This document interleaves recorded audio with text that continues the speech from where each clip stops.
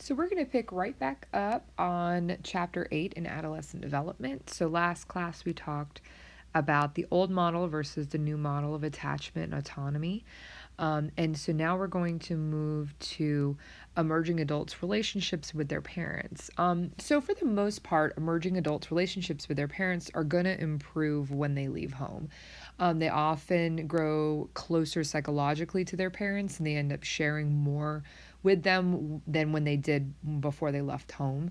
And these challenges in these parent emerging adult relationships tend to involve the emerging adults increasing autonomy and trying to possess that adult status, even though the parents might sort of still see them as kids. And depending on how the parents treat them, of course, that's going to change that relationship. And we find that in successful emerging adulthood, individuals will separate from their family of origin without cutting them off completely. It's not like, suddenly they're off on their own and they never talk to anybody ever again or flee to some sort of substitute emotional refuge. This is basically a healthy this is a healthy growth from the family and a sense of independence without cutting them off in a healthy, in a healthy circumstance. Now, today, and as many of you probably experience yourself, with today's sort of economic times, a lot of emerging adults are continuing to live at home, or they go off to, for example, go to college, and then they graduate, and then they return back home, and they do this to save money because they don't want to pay for rent, or they don't want to buy a house, and so they'll get a full-time job and they'll live at home for several years. And as with most living arrangements, there are pros and cons when emerging adult children live at home or return home to live. And a lot of times the biggest complaint, which is both from the emerging adult and from the parent, is loss of privacy. You may have parents that have thought, oh, okay, well, now I'm going to be an empty nester, and then there's changes in terms of dynamics of relationships and marriages with the parents, and then now they have their older child living at home again. And so they may feel a loss of privacy, but also there's a lot of times the emerging adults feel like they don't have their privacy, or they're sort of treated like they have a curfew. And so that's definitely something that could be an issue depending on the relationship that the person has with their parents. When we talk about intergenerational relationships, we're talking about, those connections between generations and how they play important roles in development throughout a person's lifespan. A recent study actually revealed that emerging in young adulthood, adults with children, they tend to see their parents more frequently than their peers who don't have children, and that's likely just because of family dynamics. And and there's a lot of cases where you want your children to know your grandparents, and so you might visit home more often, or you might be in a closer contact because of that. There's also gender differences as well as cultural and ethnic differences when it comes to these intergenerational relationships. As you can imagine, there are some cultures that place a very heavy emphasis on family, and we can look at collectivist versus individualistic cultures. But also, just looking in the U.S. and being in, for example, Southwest Virginia, there's a different culture in terms of family involvement as well.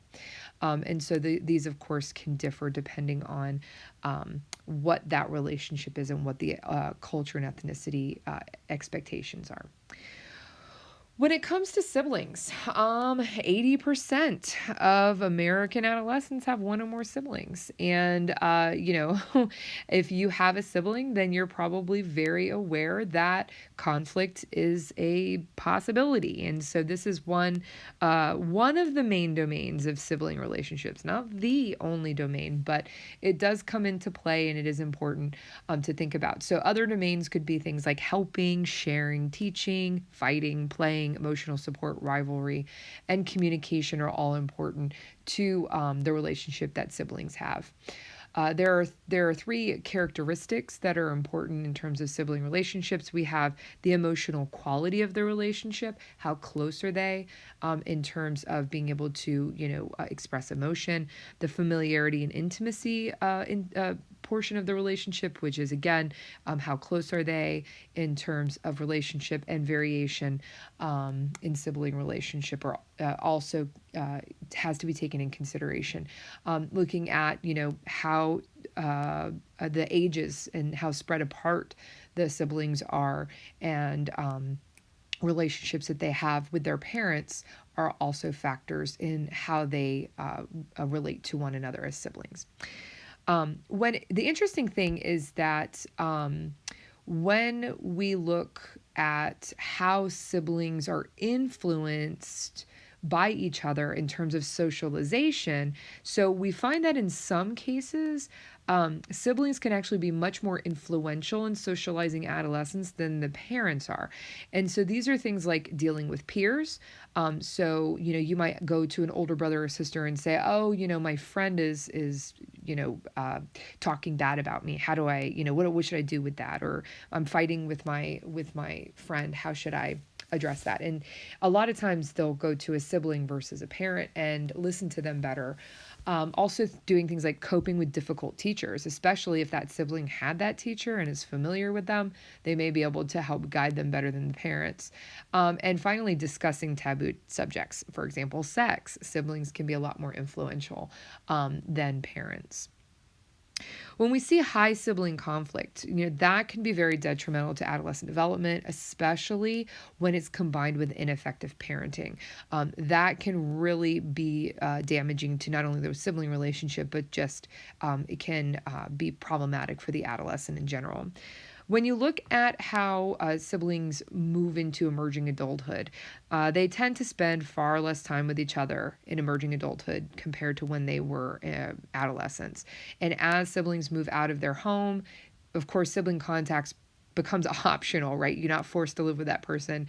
And so if you find that siblings tend to have a lot of conflict at home when they're living together, that tends to become less emotionally intense when they move out, and then now they have the option to see that sibling, and also they're not with them so often, and it's not an everyday thing that we do find that emotional part of the conflict tends to decrease. Now, when we look at sibling birth order, right? So when we consider, where do you fare in terms of your siblings? Do you have older brothers and sisters?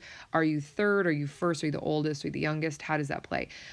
So whether an adolescent has older or younger siblings has been linked to development of certain personality characteristics. Now, there's some interesting things here when it comes to birth order. There's a lot of inconsistency in the data. So let me just kind of preemptively say that it's a little bit difficult to really nail down. There's some personality characteristics there, but in other domains, it's really difficult to find really solid, consistent relationships.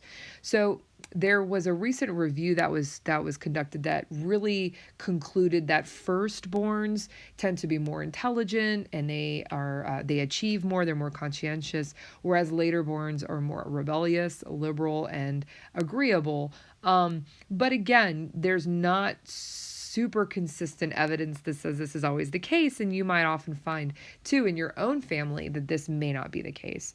But birth order does play a role in how siblings relate to one another, and looking at their relationships in consideration to each other.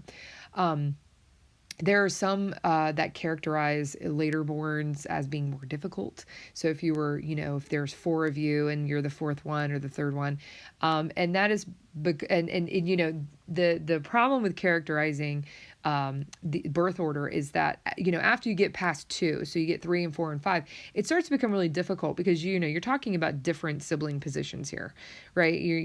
Can you characterize all fourthborns and all fifthborns the same? Really, it just becomes sort of after you're, number 3, does that, how does that change? Another popular conception is that only children are spoiled brats, right? That, you're the only one and you get all the attention and the affection and you get all the the resources. But really, the research presents a much more positive portrayal of the only child. They tend to research tend to show that they're a little bit more mature. They tend to be a lot of times around adults more often, and so that reflects kind of how they understand how to communicate with adults, as well as what the expectation is, and they're not around their peers as often in some cases. Really, when it comes down to it, birth order is really overemphasized, and this is something that again is kind of inconsistent with the research in terms of what great conclusions we can make. And a lot of critics will argue that when you look at all of the factors that influence adolescent behavior, birth order is very limited in terms of being able to predict adolescent behavior. So it's not given a lot of weight in the grand scheme of things. There's so many other factors that should be considered. That birth order is just, one of the things.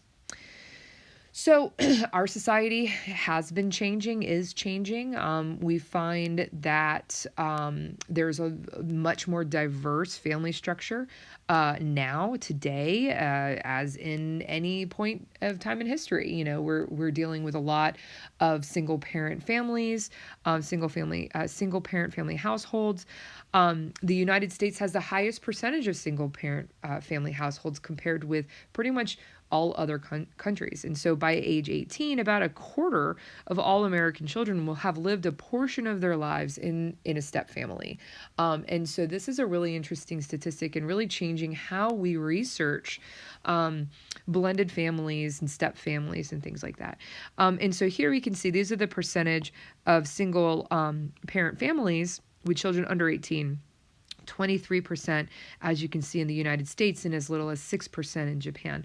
So we're definitely reigning here in comparison to other countries, the next largest one being Sweden. But when we look at, these rates, the United States does have the highest portion of single parent family households. And of course, this comes from, in a lot of cases, divorce, right? So the U.S. divorce rate has increased dramatically in the in the period of 1960s and 1970s, but has actually declined a bit since the 1980s. But there was a really interesting statistic that showed that divorce rates increased again from 1990 to 2008. And so it's, it waxes and wanes, and still is a kind of tends to fall around the 50% mark. And so that again changes depending on the year, but still a pretty high rate in considering marriage and divorce rates across the country. So when we look at adjustment, and this is something that gets asked a lot, and there's a lot of questions here, a lot of times usually because people want to know that they're okay if they came from a divorced family, or if that they divorced, that their kids are going to be okay. And so we're going to talk about some of the adjustment information here. So when you look at the adolescence adjustment in divorced families, now a lot of researchers agree that children and adolescents and emerging adults from divorced families tend to show poor adjustment compared to their peers in non-divorced families. So yes, there is research that indicates that there is a difference in adjustment. However, we're going to talk about this idea behind family structure and is an intact family necessarily better? We're going to talk about that in a minute, because that's an important distinction to make, and we're gonna make that in a minute. So those children, adolescents, and emerging adults who have been in families have experienced multiple divorces tend to be also at greater risk than those who have only experienced one divorce or no divorce. Many of the problems that children from divorced homes experience actually begin during that pre-divorce period, because what is key here is this kind of active conflict. So when parents are in this active conflict with one another, whether they are pre-divorce, divorce, or after divorce, that is the problem. This conflict is the problem. That is the problem when it comes to predicting behaviors of at-risk behaviors and problems with adolescents. When children from divorced homes show problems, those problems may not be due only to divorce, but probably to the marital conflict that actually led it. So E. Mark Cummings had this emotional security theory. And so what this is stating that children appraise marital conflicts in terms of their sense of security and safety in the home. And so this distinction can be made between marital conflict that's negative for children and marital conflict that can be positive for children. So if you're in a situation where you have marital conflict, but the approach is, that the parents are trying to either work it out or they're trying to co-parent. And even though there's conflict, if that conflict is managed in a healthy way, that is going to be much more advantageous to the child or adolescent or emerging adult compared to those who are not managing marital conflict well. Right? So there are definitely cases where people decide that they don't want to continue with their marriage, or there's something happening where they don't want to be together. But if they do so in a more harmonious fashion, then we find that tends to be a much more positive experience for the children, and they tend to demonstrate much fewer problems. So, despite the emotional problems that some adolescents and emerging adults from divorced families have, the weight of the research evidence underscores that most adolescents and emerging adults do competently cope with their parents' divorce. And so a majority of adolescents and emerging adults in divorced families do not have these significant adjustment problems. We do see that the majority tend to get through it. They tend to cope, right? There are some other questions that often get asked about this. So, should we stay together for the kids? Okay, probably not. This is one of the most commonly asked questions about divorce. And the idea is that the stress and disruption in family relationships, that's the problem. If there's a conflicted marriage, that's going to erode the well-being of children and adolescents, and it might be more advantageous for that family to either divorce, become a single family, a single parent household. That is going to actually be a whole lot better for the kids. So if we're dealing with stress and disruption, if we have, an unhappy marriage, that is going to cause more problems than if they were just a divorce. And, so staying together for the kids and then having a really disruptive life is not very helpful. So family processes really do matter in divorced families. And so when you see something like a harmonious relationship between co-parents, when you see authoritative parenting styles being used, what we find is that the adjustment of adolescents during divorce is much better than, sort of a disorganized, disruptive, uncooperative parenting style, and also co-parenting style. So there's a couple of longitudinal studies that showed that conflict, especially when it's intense and prolonged between divorced parents, that tends to be linked to emotional problems. Tends to also be linked to insecure social relationships and antisocial behavior in adolescents. Another thing that we had talked about before is all about secure attachment. So secure attachment is really important for establishing a really good foundation and base for having a good relationship with your children. Researchers have shown that things like diminished parenting skills that can follow the year following the divorce, and by 2 years after the divorce, we find that there's been a lot of restabilization. And parenting skills tend to improve. But that's probably due to the stress of the divorce in of itself. Now that there's a lot of factors involved in adolescents' risk for vulnerability, right, in a divorced family. So how was that adolescent's adjustment before the divorce? Were they having problems even before the divorce? And remember, there's this kind of pre-divorce period of conflict. Was that an issue? Was there an issue before that? Does the child or adolescent have a behavioral problem? Personality and temperament is going to factor in. Developmental status and how developed they are emotionally and cognitively. Custody arrangements. How is that going to factor in terms of the household and the vulnerability risk in a divorced family? The gender of the adolescent and also relocation. So are they further away from the co-parent? Are they away from friends and family? Are they in a completely new area? Do they have to start over? These are all going to factor in terms of vulnerability. Whether a divorce occurs kind of earlier or later in a child or adolescent's development is also linked to different types of problems that the child or adolescent might develop. And we know that boys tend to adjust better in cases where the father has custody. Girls tend to adjust better in families with mothers who have custodies. But we do see some mixed findings there. Socioeconomic status also plays a huge role because on average, custodial mother's income decreases 25 to as much as 50% before their pre-divorce income, compared to their pre-divorce income. And when we look at fathers, so this is the mother, right? So this is the mother's income reduction. And then here we see that custodial fathers only see a reduction of about 10%. So there's definitely gender differences when it comes there.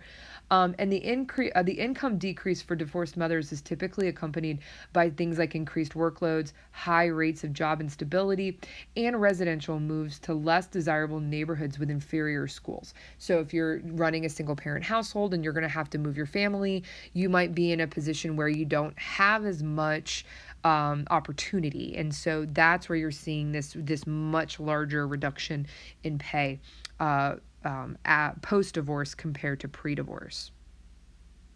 Now, when you look at some of these statistics here, so this right here is the percentage of children who show serious emotional problems. Here we can see about 10% show severe or serious emotional issues, 10% in intact or never divorced family. Here we see emerging adults coming in at 20%, and we see children coming in at probably just under 25%.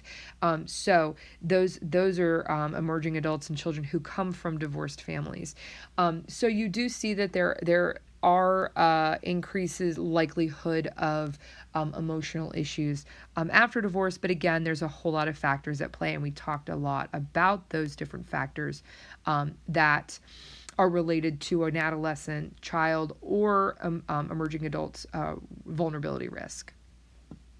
So this brings us to step families. So not only are parents divorcing more, but they're also getting remarried more, obviously, right? And so this is a factor that we have to consider in establishing new rules, right? New families. The number of remarriages involving children has grown really steadily, and different types of step families are going to be based on family structure and relationships. So we might have a stepfather, stepmother. We might have a blended family, a complex family. We may have situations where you have stepchildren that are present, but also then that new family, the new couple is actually having children as well. And so then we have half siblings. And then if there's a divorce again, there's still additional step siblings and additional half siblings. So that becomes sometimes a very complicated situation. And, just like as in divorced families, adolescents and step families can have more adjustment problems than their counterparts in non-divorced families. But that is something that, again, has a lot of factors that are involved there. There's also a really interesting concept called boundary ambiguity. So right here, this boundary ambiguity. So, when it comes to boundary ambiguity, this is that uncertainty that comes in step families about who is in the family, who's out of the family, who performs or is responsible for certain tasks in the family system. Where is your place as an older sibling or a younger sibling? That can cause issues with adjustment. And so because of that, we do see in general, we see adjustment issues. just in general in these blended families, in step families, and we also see that in newly remarried families. In that early, especially early stages, we tend to see that early adolescence is an especially difficult time for the formation of a step family, especially earlier on, as the family becomes sort of in that new remarried state. Now, in more recent analysis, we do find that adolescents who had been in a single step family for a number of years were adjusting better than in the earlier years of the remarried family, and then they were functioning well in comparison with adolescents in conflicted non-divorced families and adolescents in complex step families. So over time, it usually does get better as these ambiguities tend to clear up. You learn your place in the family, and you learn what's going on in terms of the family dynamic, which can, of course, be hard to figure out for everybody involved. Now, let's talk a little bit about working parents. So we're going to talk about working parents, we're going to talk about adoption, and we're going to talk about culture and social policy, and that'll kind of bring us to the end of today. So when it comes to working parents, more than 1 out of every 2 U.S. mothers with a child under 5 is in labor force, right? There's a lot more working mothers today. There's a lot more stay-at-home dads today than there have been in ever. And maternal employment is a part of modern life, but we don't know much about it. We don't know a lot about the effects on children. So until recently, very little attention has actually been given to the role of parents' work on adolescents, especially mothers in the workforce. And what we've found is what really matters for adolescent development is the nature of the parent's work. Rather than whether one parent works outside the home, it's more of the nature of the work. And a consistent finding is that children, especially girls of working mothers, tend to engage in less gender stereotyping, right? And also have more egalitarian views of gender, so they see genders much more equal. And that makes a whole lot of sense because, for example, if you have a working mother, let's say your mother is a physician, a doctor, that's going to change your stereotype and your categories of doctors and physicians. We also find that when children of working parents have to come home, so when adolescents and teens come home from school, for example, they have to care for themselves. And so we call these latchkey kids or latchkey adolescents. And they typically don't see their parents from the time they leave for school in the morning until about 6 or 7 p.m. in the evening when the parents come home from work. And they're called latchkey because they tend to carry a key to let themselves in after school. So while the parents are still working, they come in, let themselves in. Now the problem comes with issues with no limitations, no limits, and lack of parental supervision. So what ends up happening is latchkey kids can find their way into trouble. So they can get into things like stealing, vandalizing, abusing a sibling because they're not being supervised. So even though the latchkey kids can be more vulnerable to problems, there are just a wide range of experiences here. And so we can't necessarily say that one experience is going to be the same because a lot of factors play into here. Emotional maturity in general, cognitive maturity, what access to that adolescent has, how many siblings do they have, any siblings, are their family nearby, all these things are going to take into account. Relationship with parents, studiousness, like all of these things are important. These variations in latchkey kid experiences do suggest that parental monitoring and authoritative parenting can help adolescents cope more effectively, especially when it comes to peer pressure. Because remember, these are the parenting styles where you're seeing that people are engaging in open communication. There's some limitations and rules, but there is warmth and a lot of involvement with the parent. So that those authoritative styles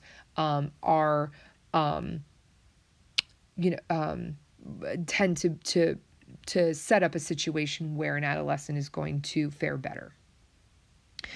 Adoption. So when it comes to adoption, there's been a whole lot more diversity in adopted children and adoptive parents compared to the first half of the 20th century, which most of the adopted kids were, healthy non-Latino white infants. But as abortion became illegal, as abortion has become legal, and contraception has increased, U.S. couples are increasingly adopting a much wider diversity of children. And so those that were adopting in the first half of the 20th century, those adoptive parents tend to be from non-Latino, white, middle, or upper socioeconomic status backgrounds and they tended to be married, they tended to not have any disability, and they tended to have a higher, income. And so now a lot of adoption agencies do not have income requirements for adoptive parents. And so what that means is that you see a wider variety of socioeconomic status in terms of adopting. There's a wider range of backgrounds. And in this case, a lot of times we actually have single adults adopting. And so this is really important to distinguish because before, this hasn't always been the case to allow single women, for example, to adopt. This is definitely something that has changed. I'm trying to get this view off real quick, and it is not budging.